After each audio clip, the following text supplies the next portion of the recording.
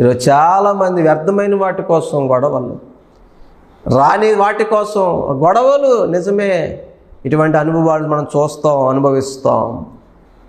ఒక ఆయన train reservation చేయించుకోడంట.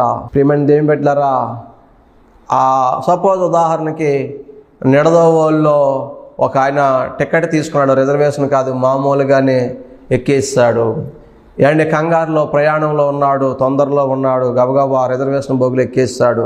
అక్కడ ఒక సీటు ఖాళీగా ఉంది, ఒక బెర్త్ ఖాళీగా ఉంది. ఏండి మనోడు వెళ్ళి అక్కడ కూర్చున్నాడు. రిజర్వేషన్ చేయించడం లేదు కానీ కూర్చున్నాడు.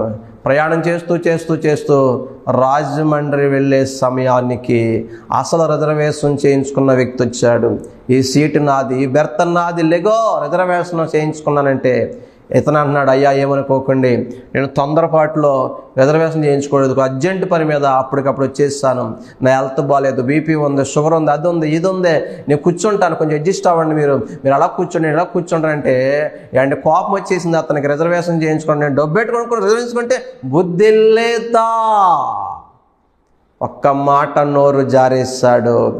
మాట జారినప్పటికీ యువతలోడికి పౌరుషం వచ్చేసింది. రిజర్వేషన్ లేకపోయినా మాట విసిరేస్తున్నారు, లేచి నిలబడిపోయారు, కలబడిపోయారు, కాలర పట్టేసుకున్నారు.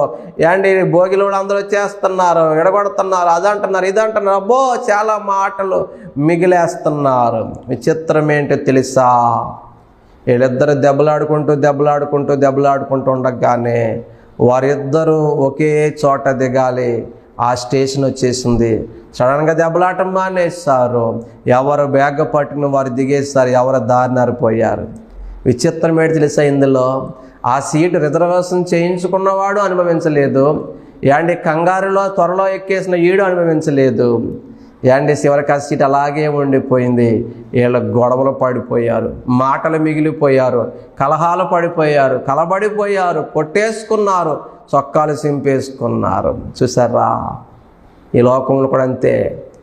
మన వెంట రాని వాటి కోసం, చాలా వాటి కోసం కొట్టేసుకుంటున్నారు, కలబడిపోతున్నారు, ద్వేషించుకుంటున్నారు, పగల పెట్టుకుంటున్నారు, ప్రతీకారం పెంచుకుంటున్నారు, కోర్టుకి ఎక్కుతున్నారు, బుర్రల బద్దలు కొట్టుకుంటున్నారు, చంపుకున్నారు. వీళ్ళు చంపుకున్నది కానీ కొట్టుకున్నది ఇది ఏదైనా రేపొద్దున వీళ్ళతో పరలోకం వస్తుందంటే రాదు. ఈ చిన్న జీవితంలో ఎందుకు బ్రదర్ కొట్లాటలు? సిస్టర్ చాలు. అజ్ఞానముతో ఆవేశంతో గొడవ పడ్డారు, కోపపడ్డారు, గాయపడ్డారు, విడిపోయారు. చిన్న జీవితం. అక్క చెల్లెళ్ళు కానీ, అన్నాదమ్ములు కానీ, భార్యాభర్తలు కానీ, ఇరుగు పొరుగు కానీ. నిజమే, అప్పుడు చూడండి, ఇరుగు పొరుగు వాళ్ళు ఆ సరిహద్దుల్లో జార నేల కోసం దడిటొచ్చింది, ప్రహారీ అంగులు వచ్చేసింది. అంగుళం కోసం బుర్రలో బద్దలైపోవాలి, కేసులు పెట్టేయాలి, మీరు మేమో తేల్చేసుకోవాలి. ఆ రోజు నుంచి ఇంట్లో ఆ ఇంటి వైపు చూడ, ఆ ఇంటి వైపు చూడ. ఎంత అంగుళం నేల కోసం, అరడుగు ప్రహారీ గోడ కోసం. చిన్న జీవితంలో ఇరుగు పొరుగే శత్రులుగా మిగిలిపోయి బ్రతికి చచ్చిపోతారు. విచిత్రమైన సా ఓ మనిషి చచ్చిపోయినప్పుడు శత్రువు వస్తాడు, ఇరుగుడు వస్తాడు, పొరుగుడు వస్తాడు, మాట్లాడు కూడా వస్తాడు. అప్పుడు గొప్పగా మాట్లాడతాడు, మంచి మాటలు చెప్తాడు, అప్పుడు చూస్తాడు. కొంతమంది విడిపోయి బాధపడతారు. అన్నదమ్ములు, అక్క చెల్లెలు, భార్య భర్త చచ్చిపోయాక ఏడుస్తారు తల్లి బిడ్డలు. కానీ చచ్చిపోయాకొచ్చి ఏడిస్తే ఉపయోగం ఏముంది బ్రదర్, సిస్టర్? బ్రతికొండగానే క్షమించేసుకుని సమాధాన పడిపోండి. మనిషి అన్నాక పొరపాట్లు జరుగుతాయి, మనిషి అన్నాక తప్పులు జరుగుతాయి. క్షమించే మనసే ఉండాలి, ప్రేమించే మనసే ఉండాలి. అది పగగా ప్రతీకారంగా మిగిలి చేసుకోకూడదు. అది యేసు ప్రభు ప్రేమ కాదు. కూర్చొని మాట్లాడుకుంటే తీరిపోతుంది తగువు. క్షమించేసుకుంటే ఇంకా చాలా బాగుంటుంది మీ బంధం, మీ స్నేహం.